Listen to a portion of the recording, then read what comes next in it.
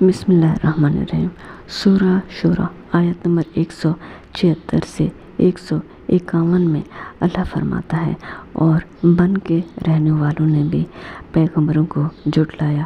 دوستو، اس آیت میں ایکا کا لفظ استعمال ہوا ہے، جبکہ ترجمہ میں بن کا لفظ استعمال ہو رہا ہے۔ ایکا ایک گھنے درخت کا نام ہے جو مدین کے آس پاس جنگل میں موجود تھا۔ اس مدین کے نواحی آبادی یا گاؤں یا لوگ جو تھے وہ اس گھنے درخت کی عبادت کیا کرتے تھے، اسی لیے اس کو اصحاب الایکا کا بھی لفظ استعمال کیا جاتا ہے ان کی پوجا کرنے والوں کے لیے۔ جب شعیب علیہ السلام یہاں پر نبی بنے تو وہ مدین اور ان اصحاب الایکا یا ایکا کے رہنے والوں کے بھی نبی کہلاتے ہیں۔ جب ان سے شعیب علیہ السلام نے کہا کہ تم ڈرتے کیوں نہیں، میں تو تمہارا امانت دار پیغمبر ہوں، تو اللہ سے ڈرو اور میرا کہا مانو، اور میں اس کام کا تم سے کچھ بدلہ نہیں مانگتا، میرا بدلہ تو اللہ رب العالمین کے ذمے ہے۔ دیکھو، پیمانہ یعنی ترازو پورا بھرا کرو اور لوگوں کا نقصان نہ کیا کرو، اور ترازو سیدھے رکھ کر تولا کرو، اور لوگوں کو ان کی چیزیں کم نہ دیا کرو، اور ملک میں فساد نہ کرتے پھرو، اور اس اللہ سے ڈرو جس نے تم کو اور پہلی خلقت یعنی مخلوقات کو پیدا کیا۔ وہ کہنے لگے کہ تم جادو زدہ ہو، یعنی تم پر جادو ہو گیا ہے، اور تم اور کچھ نہیں، ہم ہی جیسے آدمی ہو، اور ہمارا خیال ہے کہ تم جھوٹے ہو۔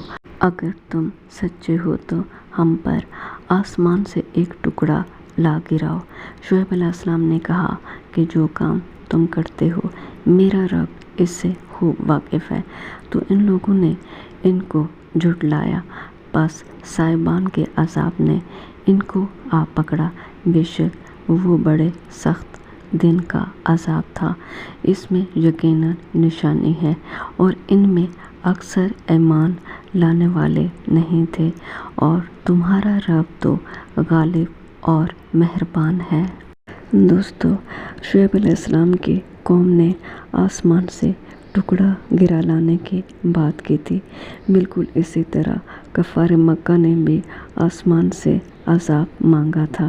شعیب علیہ السلام کی قوم کا کچھ اس طرح عذاب ہوا تھا، اور اللہ تعالیٰ نے ان پر اس طرح عذاب نازل فرما دیا، اور وہ اس طرح بعض روایات میں آتا ہے کہ 7 دن تک ان پر سخت گرمی اور دھوپ مسلط کر دی گئی تھی۔ اس کے بعد بادلوں کا ایک ٹکڑا آسمان پر آیا۔